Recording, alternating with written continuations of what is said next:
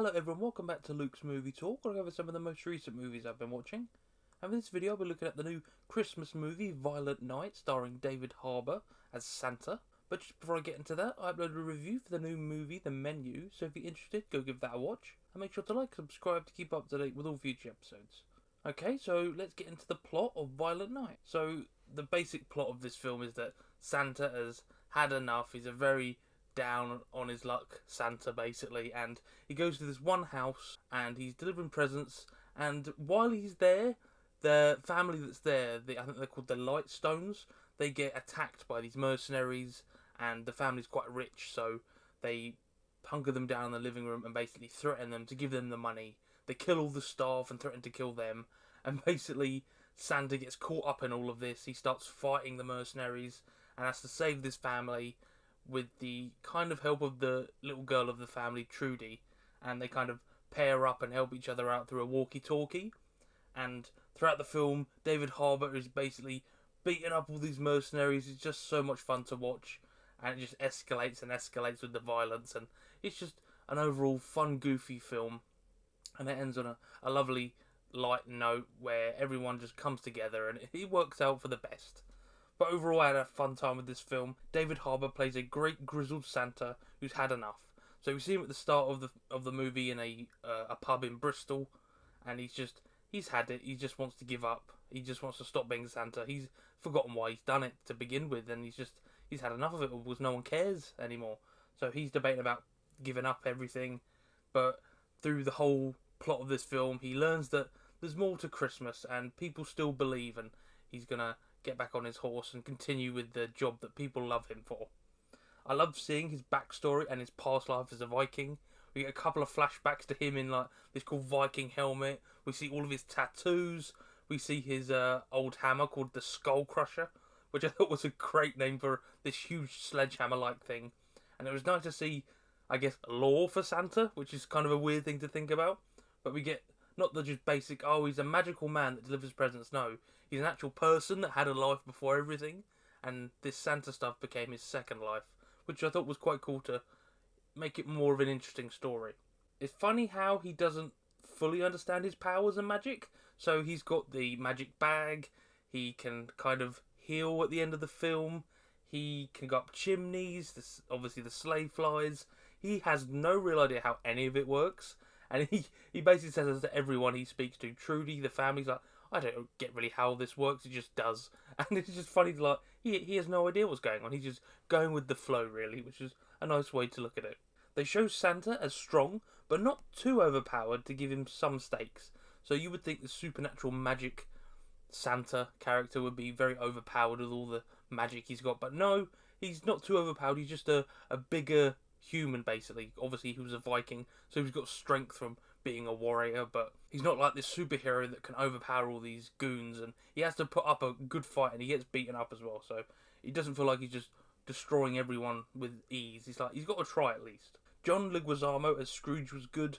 I enjoyed his intensity and his Christmas puns, so throughout the whole film, he's like flying out these Christmas puns about, oh, he hates Christmas, he's making up little rhymes and stuff, and he's very much the Scrooge kind of character, and that's what his name is in the credits. It's Scrooge, which I thought was a nice little detail, because all the goons he has all have like gingerbread man and mistletoe and Krampus and stuff.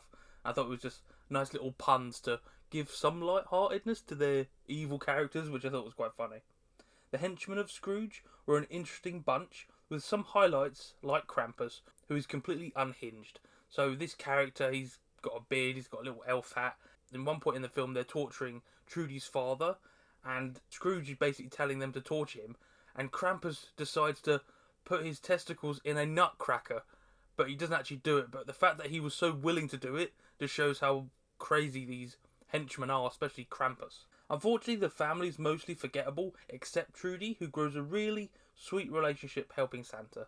So she gets a walkie-talkie at the start of the film, and about halfway through, they start communicating with each other, and they help each other out. Trudy hides in the attic, and she's like sending Santa supportive messages and trying to help him out by faking snow to make the henchmen think Santa has all these powers and stuff, and they're just trying to help each other out to get home safely. Trudy's Home Alone-esque traps were a highlight, which I really loved, and they were really gruesome, especially the nail traps on the stairs. So the traps are very obvious, even the henchmen realise that.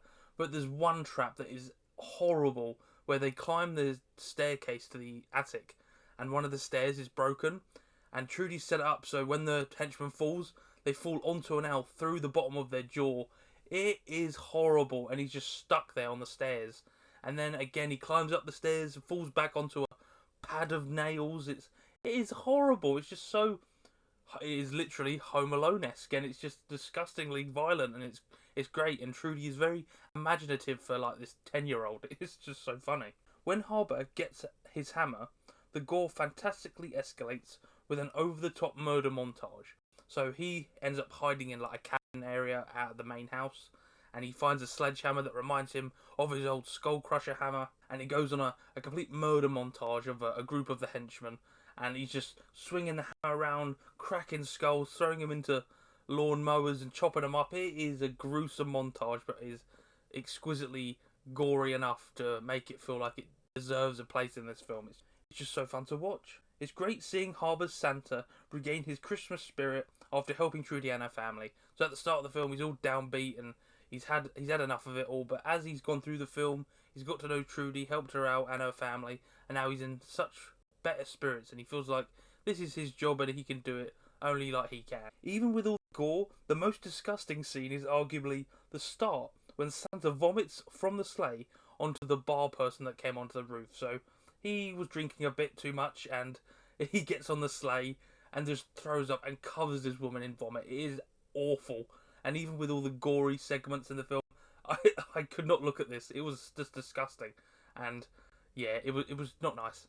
The final boss fight between Santa and Scrooge was fun, with the final blow being Santa pulling Scrooge up through a chimney and turning him into this disgusting meat cube. So Santa has a power where he taps his nose and he turns into like magical dust and goes up the chimney. He does this while holding on to Scrooge and just tears him up through the tiny chimney and just turns him into this disgusting like cube of flesh and clothes. It's just disgusting, and Santa's just celebrating and cheering while he's doing it. It's gory as hell. And then I was surprised that they almost killed Santa at the end, but unsurprisingly, Trudy saves him. So Trudy is by his side and gets the help of the family, and they all start to say they believe in Santa, and for some reason he revives, and they talk about it, and Santa's like, I've no idea how this. He says before he has no idea how his magic works and if he can live forever, but he's lived for about 1100 years, so maybe he's immortal for all we know. Unfortunately, there's a couple of little negatives about it. As said, apart from Trudy, the rest of the family are really forgettable, with only a few noteworthy moments, like the I think it's the cousin of Trudy. He does a couple of funny moments with live streaming. The boyfriend of Trudy's aunt is kind of an oddball, but overall, I didn't really care about any of the other characters. They're very replaceable in those roles, but Trudy was fun because the relationships you built from that, all the family were kind of boring. Scrooge's motivations are kind of weak for hating Christmas and wanting to kill Santa. So basically, he's jealous of a family that he grew up next door to, and after he got caught stealing and possibly killing one of the residents of that house, he started to hate Christmas and wants to kill Santa to ruin it for everyone. And I thought that's kind of his own fault, and he just blames everyone else for his own problems, which I thought was kind of weak motivation. I would like to have seen more of the cool Viking backstory, but I understand why they kept it minimal, because it's meant to be about Santa now, how he's growing as a character, and not about his violent past. It was good to see his origins as it was, but right now it was about his story as Santa, but it would have been nice to see more of the Viking stuff. But yeah, overall, I had so much fun with this film. It is goofy and gory, and it's just the type of Christmas that is a nice change of pace, because it's not all fluffy and yay, Christmas, snow and family feasts and stuff. It's just a gore fest, and it's just David Harbour having a lot of fun playing a badass Santa. But yeah, that's my thoughts on this film. If you enjoyed this video, make sure to leave a like and subscribe to keep up to date with all future episodes. And until next time, I will see you all later.